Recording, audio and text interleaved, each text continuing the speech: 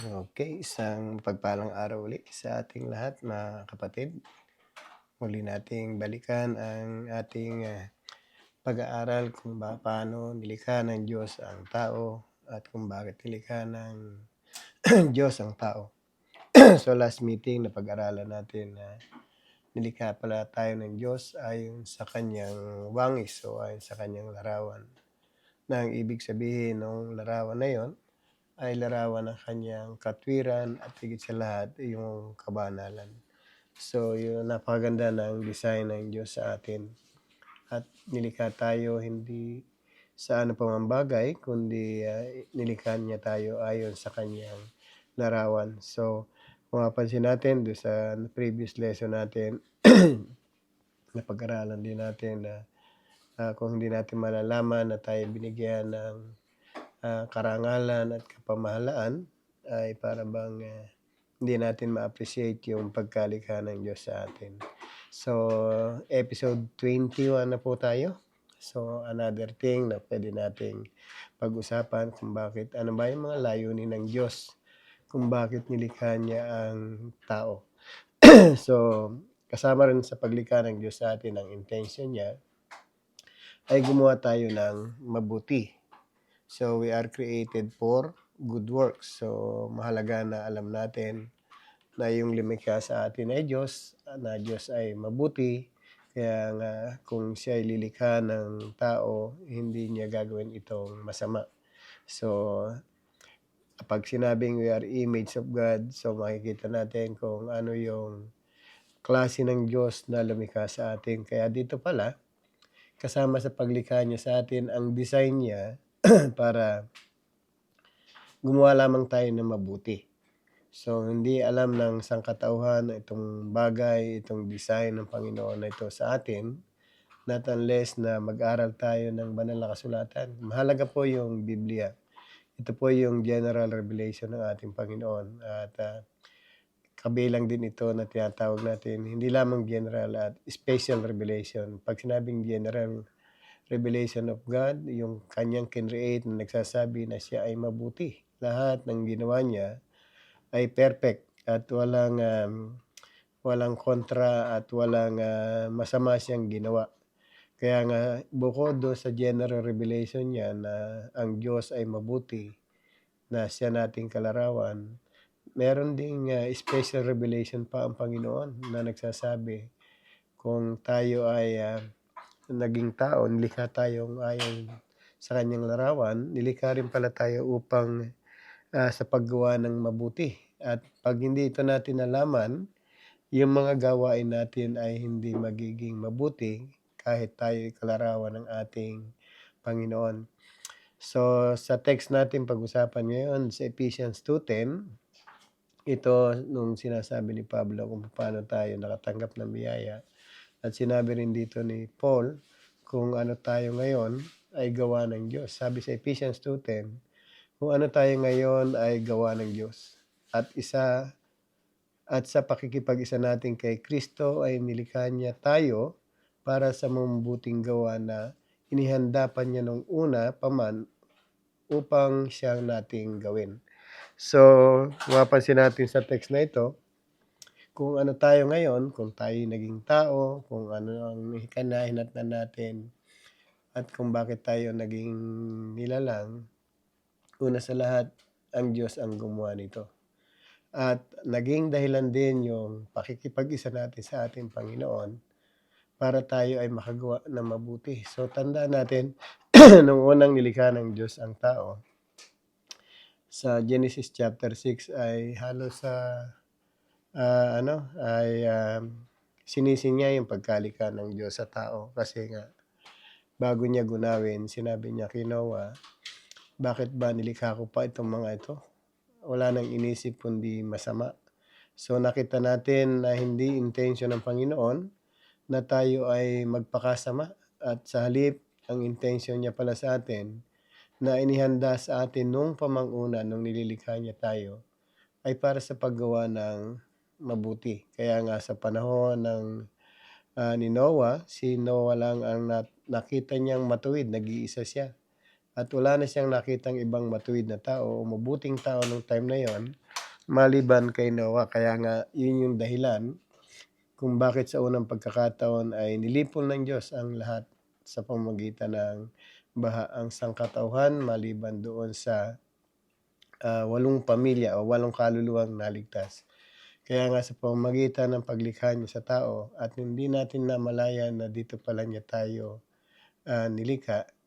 So, ang mangyayari pala, talagang gagawa tayo ng hindi maganda. At ang mga bagay na natutunan natin na hindi maganda ay mga minamana na din natin sa mga taong nakapaligid sa atin na hindi kilala ang Diyos at lalong hindi kumikilala sa ating Panginoon. So napakarami ng tao ngayon na hindi kumikilala sa Diyos, kaya nga ang mga gawa nila ay hindi natin maituturing na mabuti. Kaya nga dito sa original design ng Diyos sa atin, makikita natin nilikha lang pala tayo ng Panginoon para sa paggawa ng mabuti. Kaya nga anumang bagay na ginagawa natin ngayon, pwede nating tanungin, ako ba nilikha pa ng Diyos sa original design niya sa atin? At yung mga ginagawa ko ba ay pawang kabutihan? At kung magkaroon tayo ng test at kung bibigyan ko kayo ng pagkakataong subukin ang sarili, kumuha kayo ng 2 bond paper at sulatan nyo yung bond paper, yung isa para masasamang gawa na alam natin at doon sa isa, mabuting gawa na alam din natin na ginagawa natin. So kung mapapansin natin dito, pwedeng maunang mapuno yung mga gawang masasama kasi marami tayong natutunang gawang masama at hindi natin natutunan masyado dahil hindi natin alam kung ano yung mabuting gawa na tinutukoy dito. Na halos mapupuno natin yung bond paper ng gawa ng masama. Kaya nga doon sa mga nakakaalam na mabuti, dapat ay i-share natin to yung mga bagay na ito at maging instrumento rin tayo ng Panginoon para sa paggawa ng mabuti. Kaya nga napakaganda, hindi pala tayo nilikha ng Diyos para lang magpakasama. At isang ebidensya na pinurusahan ng Diyos ang hindi umayon sa kanyang mga lakad. Kaya nga doon sa Romans chapter 3 verse 10, nung sabi ni Paul, walang matuwid, wala kahit isa, walang humanap sa Diyos, lahat ay nagsilihis ng landas. So yung mga tao na ikino-consider ditong hindi matuwid, ito yung mga taong nagsilihis sa landas at mga taong hindi humanap sa Diyos. Kaya nga sa panahon ng ni Noe nung time na yon, talagang walang nakitang ang Diyos na isa mang matuwid maliban sa isa. So kung titingnan natin kung si Noah ang natira lang at hindi sinama yung asawa, hindi sinama yung anak at manugang, baka hindi na rin magkaroon ng maraming sangkatauhan. So in-spare niya yung 7 kaluluwa because of Noah, dahil sa kabutihan ni Noah. At gusto rin ng Panginoon na ma-replenish ang earth ng kanyang tao na nilikha niya ayon sa kanyang larawan. Kaya nga doon sa pagkalikha ng Diyos sa atin, ayon sa kanyang larawan, ayon sa kanyang wangis, nasira ito dahil sa ating hindi pagkakilala sa ating Panginoon at sa paglihis ng landas ng ating nilakaran. Kaya nga kung tayo ay nakaalam ngayon ng bagay na ito, tiyak na dahil nakilala natin ang Diyos. Ang hindi natin pagkilala sa Diyos ay hindi rin paglakad sa matuwid na pamumuhay. Kaya nga maliwanag na meron siyang parurusahan sa huling panahon. Pagdating ng takdang panahon na yon, ang sabi niya, parurusahan niya ang lahat ng hindi kumilala sa Kanya. Kaya nga yung mga taong hindi nakakilala sa Panginoon, consider na hindi niya nagagawa yung original design sa Kanya ng ating Panginoon, which is gumawa ng mabuti. Kaya magpasalamat tayo, aside from general revelation, merong special revelation sa pamagitan ng salita ng Diyos. Nangusap siya sa atin at ito yung banal na kasulatan. Kaya nga, kung titingnan natin, ang banal na kasulatan ay nagtuturo sa atin para sa katotohanan at higit sa lahat, ihanda pala tayo sa matuwid na pamumuhay ayon sa ah, sa 2 Timothy 3:17, pansin natin doon tayo'y nilikha para upang ihanda tayo kung bakit may banal na kasulatan upang ihanda tayo para sa matuwid na pamumuhay. So, makita natin na ang pagiging matuwid, ang pamumuhay ng mabuti ay inihanda pala ng Diyos talaga sa atin. Kaya nga ang purpose ng banal na kasulatan sa atin ngayon, yung mga maling aral natin, mga maling gawa, ire-rebuke niya. Kaya sabi rito, sa pamamagitan ng kasulatan, lahat ng kasulatan ay kinasiyahan Diyos at magagamit sa pagtuturo ng katotohanan, pagbulaan ng maling aral, pagtutuwid ng mga likong gawain, at sa pag-akay sa matuwid na pamumuhay at sa gayon ang lingkod ng Diyos ay maging handa para sa lahat ng mabuting gawain. So katulong natin yung banal na kasulatan para makita natin ano ba yung mga mabubuting gawa na dapat kong lakaran. Sino ba yung magtuturo sa akin ng mga mabuting gawa? Kasi kung titingnan natin, we are exposed sa mga tao sa sanlibutan. Kaya minsan yung karakter natin ay hindi natin masabing original design ng Diyos sa atin kasi nga yung mga nakakasalamuha nating tao ay meron tayong na-adapt sa kanila na gawang hindi matuwid, gawang mali at higit sa lahat mga ah, hindi nakakalugod sa ating Panginoon. Kaya sa pamamagitan ng banal na kasulatan, tinuturuan niya tayo rito para makita natin kung ano dapat ang buhay natin bilang nilikha ng Diyos. Sa Tito chapter 2 verse 11 hanggang sumusunod, sabi rito, sapagkat nahayag na ang kagandahang loob ng Diyos na nagdudulot ng kaligtasan sa lahat ng tao. Ito ang nagtuturo sa atin na talikuran natin ang makabundong pamuhay at damdaming makalaman at mamuhay tayo sa daigdig ng ito na may pagpipigil sa sarili, matuwid at karapat-dapat sa Diyos. So, nung hindi pa nahahayag ang kagandahan loob ng Diyos na nagdudulot ng kaligtasan, ito yung grace nung hindi pa dumarating ang Panginoon. So, tayo mga tao ay hindi marunong sumunod sa utos ng Diyos kasi nga kung titingnan natin ang law ay hindi natin kayang i-observe lahat yung bagay na yon at hindi natin kayang sundin kasi nga una sa lahat hindi naman natin alam kung ano yung nakasulat doon sa law kung hindi ka magbabasa ng banal na kasulatan. Kaya nga mahalaga yung banal na kasulatan. Kaya nga sabi rito, ito itinuturo sa atin na kung walang kaligtasan, kung walang biyaya, walang magtuturo sa atin na talikuran ang makamundong pamumuhay. So yung grace ng Panginoon, yung kaligtasan na ibinigay sa tao, after na ikaw ay nagkaroon ng biyaya na ito ang magtuturo sa atin na talikuran ang makamundong pamumuhay. Mga damdaming makalaman at ang dapat sana mamuhay tayo na sa daigdig nito na may pagpipigil sa sarili, matuwid at karapat-dapat sa Diyos. So tingnan natin yung transition dito. Kung hindi pala tayo nakakilala sa Panginoon, hindi natin matatanggap ang kaligtasan at hindi mahayag sa atin yung kaligtasan ng Panginoon. Once na pala tayo ay nagkaroon ng kaligtasan, again, tinuturuan ulit tayo na mamuhay na karapat-dapat sa Diyos. Kasi 2 beses tayong binigyan ng pagkakataon. Una, nung nilikha ka ng Diyos, original, nakaset up na sa'yo, yung paggawa ng mabuti. So, hindi natin na-exercise kasi una sa lahat, kokonti yung resources natin para matutunan natin yung gawa natin mabuti kasi nakadepende lang tayo sa mga sinusunod nating mga tao. Pero pagdating sa second chance na binigay ng Panginoon sa atin, ang Diyos na mismo ang nagbigay ng kanyang anak para mahayag yung kanyang biyaya para matuto tayo, para gumawa tayo ng mga bagay na karapat-dapat sa ating Panginoon. So, isinilang tayo, taglay natin yung pagiging wangis ng Diyos. Dapat namumuhay sa katwiran, kabanalan at gumagawa ng mabuti.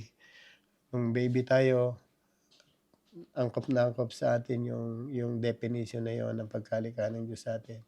Pero habang tayo nagma-mature, nalalayo tayo ng, ng gawain, nahihiwalay tayo do'n sa landas na dapat nating lakaran. Kasi una sa lahat, walang nagtuturo sa atin. Kung meron man tayong pinakamalapit na nagtuturo sa atin para gumawa ng mabuti ang ating mga magulang. And then 'pag lumabas tayo ng bahay, yung mga kaeskuwela natin, marami tayong nakakasalamuha, hindi na 'yan concern sa'yo sa paggawa ng mabuti. Sa halip ay mapasama ka sa kanila sa mga maling gawain at kadalasan yun nangyayari sa atin. Kaya nga 'wag tayong magtaka sa mga anak natin, bakit itong anak kong nagbago na? Hindi ito yung, pinangaral ko sa kanila, bakit sila ganito na? So, ang laki ng chance kasi ng impluwensiya ng sanlibutan. Lumabas ka lang ng bahay, mas marami silang matutunan kaysa kasama mo sa sambahayan, kaysa sa bahay mo. Kaya nga sa atin, salamat tayo, binigyan tayo ng second chance ng Panginoon para i-renew natin yung buhay natin at gawin nating muli yung original design ng Diyos sa atin. Pero hindi mangyayari yon kung hindi tayo ah, nakakilala o naka-receive ng biyaya ng Panginoon na nagdudulot ng kaligtasan.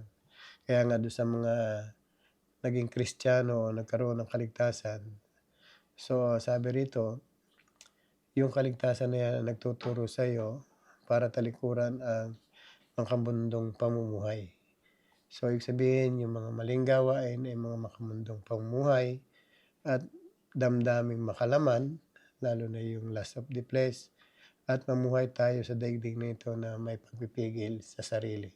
So, good things ang nakita natin dito. Tinuturuan pala tayo ditong magpigil sa sarili. Anything na hindi natin kayang pigilin, magsiresulta ito ng makamundong gawain. Kaya nga, hindi lamang sa pagiging pagpipigil, kundi pagiging matuwid.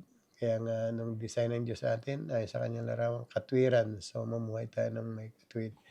Kaya nga, doon sa verse na sumusunod, sabi rito sa verse 13, habang hinihintay natin ang pinagpalang araw ng ating inaasahan, ito yung araw na mahayag ang kaluwalhatian at kadakilaan ng ating tagapagligtas na si Jesucristo, na naghandog ng kanyang sarili upang palayain tayo sa lahat ng kasamaan at linisin tayo upang maging sariling bayan na masigasig sa paggawa ng mabuti.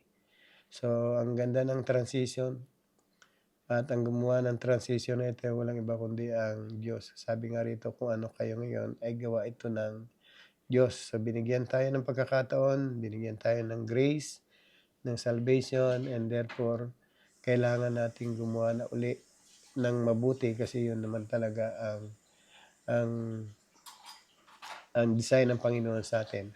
At once na ikaw ay naging Kristiyano, ang attitude natin ay maghintay sa araw ng pagdating ng Panginoon, araw ng mahayag ang kaluwalhatian ng Diyos at tagapagligtas ng ating Panginoon. Ito yung sa kanyang second coming, na siya lamang yung sinasabi rito, naghandog ng kanyang sarili upang palayain tayo sa lahat ng kasamaan. So, yung katumbas ng kasamaan ay kabutihan. Kaya nga, ipinaliliwanag dito, sino ba tinutukoy dito na makakagawa na ng mabuti? Ito yung mga taong pinalaya sa kasamaan dahil sa dugo ng ating Panginoon. Ibig sabihin, ito yung mga taong nakakilala sa ating Panginoon sa Kristo. Ito yung mga taong nilinis na ng dugo ng ating Panginoon. Kaya nga ang sabi, dapat ito yung bayan na masigasig sa paggawa ng mabuti. So nakita natin, aside from personal na natin, hindi lamang pala tayo, kundi lahat tayong mga nagkaroon ng kaligtasan, lahat ng mga taong tinubos ng Panginoon, dapat pala tayo dito ay masigasig. Ang tawag nga sa atin bayan eh. Hindi personal lang, hindi ikaw lang, hindi individual.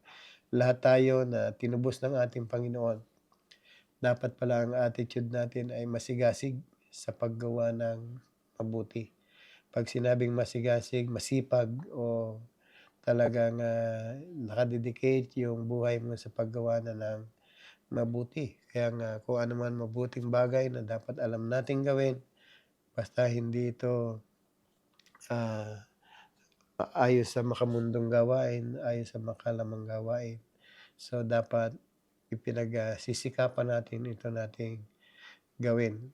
Kaya nga kung merong, tayong mga kapatid na patuloy pa rin sa paggawa ng kasamaan, so dapat paalalahanan. So, marami tayong case dito sa sanlibutan na nakikita, mga leader ng church, mga leader na sumasama pa minsan sa mga rally at hindi nila napansin na may utos din ng Panginoon sa atin kung paano tayo magpapasakop sa sanlibutan ito. Minsan kasi akala natin ay, hindi nasakop tayo ng gobyerno kapag tayo naging Kristiyano. So, tandaan natin ang lahat ng nagiging pinuno ng sanlibutan ito, ang Diyos ang naglalagay. Kaya nga meron din tayong duty para maipakita natin yung paggawa nating mabuti. Sabi sa Tito 3:1, "Paalalahanan mo ang mga kapatid na magpasakop sa mga pinuno at makapangyarihan. Sundin ang mga ito at laging maging handa sa paggawa ng mabuti." Kaya nga salungat po doon sa suot minsan ng mga nasa rally, yung kanilang ginagawa. So, akala nila kasi 'pag yung sila ay nakasutana na and sumama sila sa rally, para bang pinatutunayan nila na sila ay tama, sila ay mabuti. Pero hindi nila namamalayan ayon sa banal na kasulatan na siyang nagiging reference natin para makita natin kung ano yung tama at mali. So, meron pala ditong iniuutos sa atin kaya nga tayo kung magiging activist tayo sa ating mga, leader, hindi po yun mabuti. At maliwanag sinabi rito na magpasakop kayo sa mga pinuno. At higit sa lahat, ang sabi rito, laging maging handa sa paggawa ng mabuti. So, mapapansin natin, hindi natin minsan namamalayan, akala natin 'pag nagrarally ng truth, akala natin tama na, pero deep inside, 'pag pinag-aralan natin ang banal na kasulatan, meron po tayong maling nagagawa na hindi natin namamalayan. Yung pagsalungat ay gawaing makamundong pamumuhay at damdaming makasarili. Kaya nga sa atin, kung tayo ay naging, mamamayan ng isang lugar, tandaan natin merong namumuno sa atin. So, kailangan nating magpasakop do'n sa kapangyarihan nila. Pero habang tayo nagpapasakop, ang sabi nga rito, laging handa kayo sa paggawa ng mabuti. At isa pa, sabi rito, mapapagkatiwalaan ang aral na ito. Ang sabi ni Paul, ang nais ko'y buong tiyaga niyong ituro sa mga nananalig sa Diyos upang ilaan nila ang kanilang sarili sa paggawa ng mabuti na siyang karapat-dapat at kapakipakinabang sa mga tao.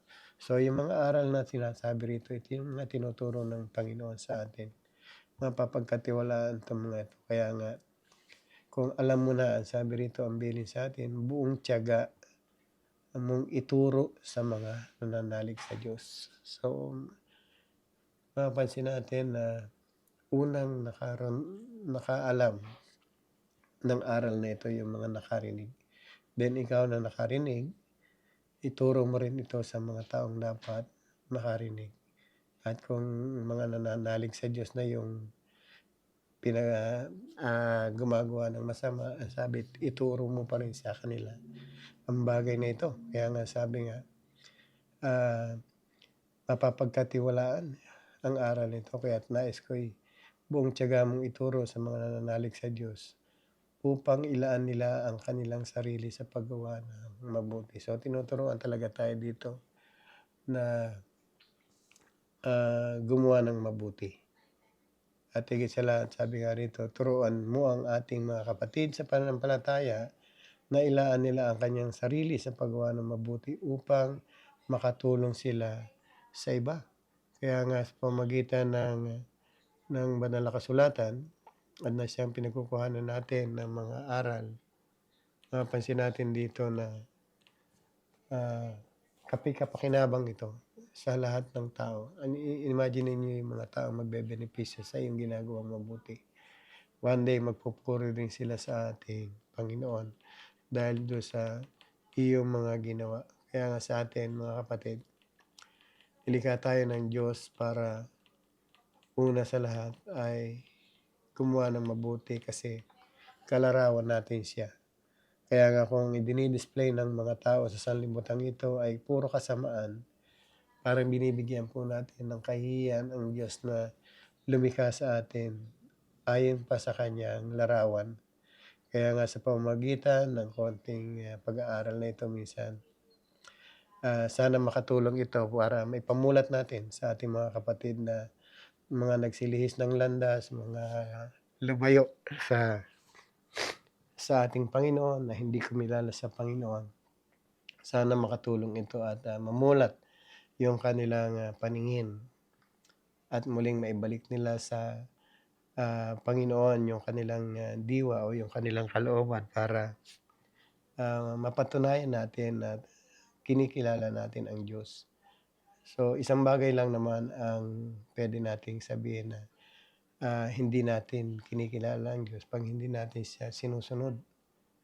Walang taong sumusunod ng basta-basta sa ibang tao kung hindi siya kilala. Kaya nga dito, kung makikilala natin ang Diyos na gumawa sa atin, so na dakila, makapangyarihan, at nilikha tayo ayon sa kanyang wangis, para bang pwede tayong magmalaki. Kasi nga, ang kawangis natin ay ang Diyos.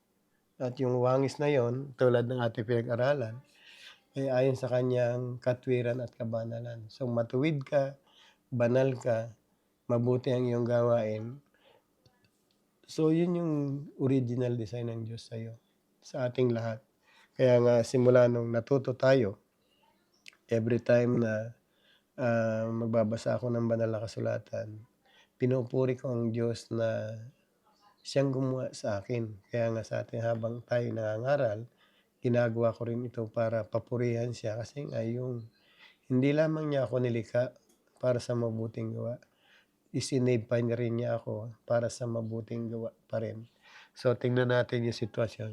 Nilikha ka sa mabuting gawain, hindi ka nakasunod sa mga gawain na yon, lumihis tayo ng landas, hindi natin siya hinanap, nagpakalayo-layo tayo kung ano yung gusto natin, yun ang ating ginagawa. Nalimutan natin na mayroong Diyos na nagbigay sa atin ng buhay na hindi natin siya naalala. Pero dumating sa punto na nagkasala tayo at kailangan mo ring mapatawad, gumawa pa rin ang Diyos ng paraan sa pamamagitan ng kanyang anak. At yung biyaya na yon ay binigay sa atin na sa buong sangkatauhan. Kaya nga yung biyaya at hindi natin natanggap, hindi tayo matututo, hindi tayo matuturuan. Kaya nga lahat ng natuturuan ng mga apostol ng ating Panginoon o ng salita ng Diyos, lahat ng natuturuan natin, unang mangyayari sa Kanya ay makikilala nila ang Diyos na mabuti, na banal, na dakila, na matuwid. Kaya nga pag sinabing kalarawan ko ang Diyos, dapat nakikita sa gawa natin kung yung Diyos na ipinakikilala natin, dapat hindi ito nawawala sa atin. Hindi natin kayang gayahin ang Diyos at walang sino mang makakagaya sa Diyos. Pero sa abot ng ating makakaya, bakit ako gagawa ng mabuti? Sabi nga rito, para sa kapakinabangan ng maraming tao. Imagine natin kung walang nakakilala sa Diyos, walang naging Kristiyano, walang gagawa ng mabuti. So, at wala ring nagmamalasakit sa kanila. So, paano na yung mga tao na dapat maligtas din? Kasi ang gusto ng Panginoon, at alam niyo ba kung ano yung mabuti at nakakalugod sa Panginoon? Sabi sa 1 Timothy chapter 2 verse 3 and 4, sabi rito, ito ay yung mabuti at nakalulugod sa ating Panginoon, na ang nais niya ang lahat ay maligtas at makaalam ng katotohanan tungkol sa kay Kristo. Imagine natin yung intention ng Panginoon, gusto niya lahat maligtas. Pero kung walang taong magiging mabuti para ituro sa kanila yung yung aral na ito, sabi nga mapapagkatiwalaang aral na ito ay, paano sila maliligtas? Paano yung intention ng Panginoon para maligtas sila? Kaya nga tinuturuan muna una yung mga taong nagkaroon ng kaligtasan, tinuturuan para sa mabubuting gawain. So therefore, paglapit nila sa mga taong wala pa sa mabuting gawain, wala pang kaligtasan, makikita sa atin yung intention din ng Panginoon na maligtas sila. Parang tanda nung pagmamahal natin sa kanila. Kaya nga kung merong kang kaligtasan ngayon, merong nagmahal sa iyo, yung nag-share sa iyo ng salita ng Diyos. Kaya nga mga kapatid, huwag nating sayangin ang pagkakataong ito. Muli, alamin natin yung plano ng Diyos sa atin. Napakaganda po ng plano ng Diyos sa atin. Nilikha tayo dahil para sa paggawa ng mabuti. At iniligtas din tayo para gumawa ng mabuti para sa kapakinamagan din ng iba. So, napakabuti ng Diyos. Muli mga kapatid, nawa ay sa makapirasong video na ito, malaman natin na tayo nilikha ng Diyos ayon sa kanyang larawan ng may katwiran at kabanalan, at higit sa lahat nilikha niya tayo para lang gumawa ng mabuti. Kasi ang Diyos natin ay mabuti, kaya ipakita natin sa sanlibutan yung Diyos na lumikha sa atin na ayon sa ating larawan. Muli, sumayin niyo ang pagpapala ng Panginoon at sa susunod na pag-aralan natin, ano pa ba yung layunin ng Diyos? Bakit niya nilikha ang tao? Sa ating pagkita-kita, nawa ay sumayin niyo ang kagalakan at higit sa lahat yung biyaya ng Panginoon ay laging sumagana sa atin. Pagpalain po tayo ng Panginoon. See you again next meeting.